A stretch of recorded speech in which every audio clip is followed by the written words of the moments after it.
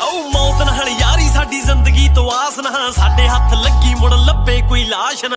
Hello ਆਪ ਸਭ ਨੂੰ ਪਿਆਰ ਭਰੀ ਸਤਿ ਸ੍ਰੀ ਅਕਾਲ। ਤੁਸੀਂ ਦੇਖ ਰਹੇ ਹੋ ਕਾਂਗਸਟੈਟਸ। ਅਸੀਂ ਅੱਜ ਤੁਹਾਡੇ ਵਾਸਤੇ ਇੱਕ ਹੋਰ ਨਵਾਂ ਇਫੈਕਟ ਲੈ ਕੇ ਆਏ ਹਾਂ ਅਤੇ ਇਹ ਜੇ ਤੁਹਾਨੂੰ ਇਫੈਕਟ ਚਾਹੀਦਾ ਇਹਦਾ ਲਿੰਕ ਵੀਡੀਓ ਥੱਲੇ ਦਿੱਤਾ ਹੋਇਆ, ਉੱਥੋਂ ਜਾ ਕੇ ਤੁਸੀਂ ਡਾਊਨਲੋਡ ਕਰ ਸਕਦੇ ਹੋ ਅਤੇ ਆਪਣੀ ਵੀਡੀਓ ਬਣਾ ਸਕਦੇ ਹੋ। ਅਸੀਂ ਤੁਹਾਨੂੰ ਬਾਕੀ ਜਾਣਕਾਰੀ ਦੇ ਦਿੰਦੇ ਹਾਂ ਵੀਡੀਓ ਕਿੱਦਾਂ ਬਣਾਉਣੀ। ਸਭ ਤੋਂ ਪਹਿਲਾਂ ਤੁਸੀਂ ਆਪਣਾ ਕਾਈਨਮਾਸਟਰ ਓਪਨ ਕਰ ਲੈਣਾ। ਕਾਈਨਮਾਸਟਰ ਓਪਨ ਕਰਨ ਤੋਂ ਬਾਅਦ ਤੁਸੀਂ ਪਲੱਸ 'ਤੇ ਕਲਿੱਕ ਕਰ ਦੇਣਾ ਅਤੇ 1.1 ਵਾਲਾ ਸਾਈਜ਼ ਲੈ ਲੈਣਾ। 1.1 ਵਾਲਾ ਸਾਈਜ਼ ਲੈਣ ਤੋਂ ਬਾਅਦ ਫਿਰ ਤੁਸੀਂ ਆਪਣੀ ਫੋਟੋ ਲੈ ਲੈਣੀ ਹੈ। ਫੋਟੋ ਲੈਣ ਤੋਂ ਬਾਅਦ ਤੁਸੀਂ ਇਹਦੀ ਟਾਈਮਿੰਗ 30 ਸੈਕਿੰਡ ਤੱਕ ਕਰ ਦੇਣੀ ਹੈ ਅਤੇ ਇਸ ਤੋਂ ਬਾਅਦ ਥੋੜ੍ਹਾ ਜਿਹਾ ਤੁਸੀਂ ਕੀ ਕਰਨਾ, ਸੈਟਿੰਗਾਂ ਦੱਸ ਦੇਣੀਆਂ ਤੁਹਾਨੂੰ। ਪਹਿਲੇ ਨੰਬਰ ਵਾਲਾ ਥੋੜ੍ਹਾ ਜਿਹਾ ਮਾਈਨਸ ਕਰ ਦੇਣਾ 30 ਤੱਕ ਅਤੇ ਇਹਨੂੰ ਥੋੜ੍ਹਾ ਜਿਹਾ ਵਧਾ ਦੇਣਾ। ਦੇਖ ਲਓ ਤੁਹਾਨੂੰ ਜਿੱਥੋਂ ਤੱਕ ਵਧੀਆ ਲੱਗਿਆ ਅਸੀਂ 40 ਤੱਕ ਕਰਤਾ ਅਤੇ ਇਹਨੂੰ ਥੋੜ੍ਹਾ ਜਿਹਾ ਇੱਦਾਂ ਕਰ ਦਾਂਗੇ 25 ਤੱਕ। ਇੱਦਾਂ ਸਾਡੀ ਫੋਟੋ ਤਿਆਰ ਹੋ ਚੁੱਕੀ ਹੈ। ਉਸ ਤੋਂ ਬਾਅਦ ਅਸੀਂ ਆਪਣਾ ਬਾਰਡਰ ਲੈ ਆਉਂਦੇ ਹਾਂ ਜਿਹੜਾ ਤੁਸੀਂ ਵੀਡੀਓ 'ਤੇ ਲਗਾਉਂਦੇ ਹੋ।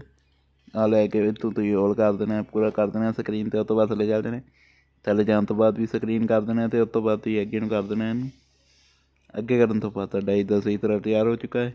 ਉਸ ਤੋਂ ਬਾਅਦ ਅਸੀਂ ਲੇਅਰ 'ਤੇ ਕਲਿੱਕ ਕਰਾਂਗੇ ਅਤੇ ਰੈੱਡ ਸਕਰੀਨ ਸਟੇਟਸ ਲੈਵਾਂਗੇ।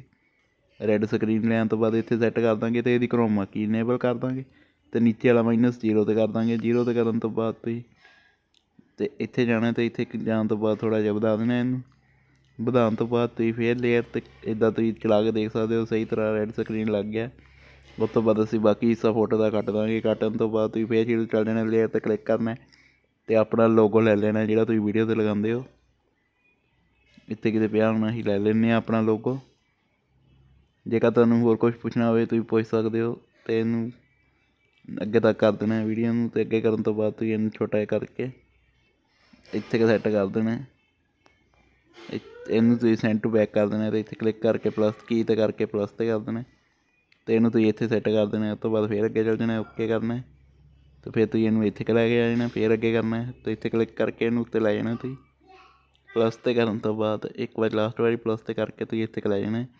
ਇੱਥੇ ਕਰਨ ਤੋਂ ਬਾਅਦ ਤੁਸੀਂ ਫਿਰ ਆਪਣਾ ਲੇਅਰ 'ਤੇ ਕਲਿੱਕ ਕਰਨਾ ਅਤੇ ਆਪਣਾ ਦੂਸਰਾ ਲੋਗੋ ਲੈ ਲੈਂਦੇ ਹਾਂ ਜੀ।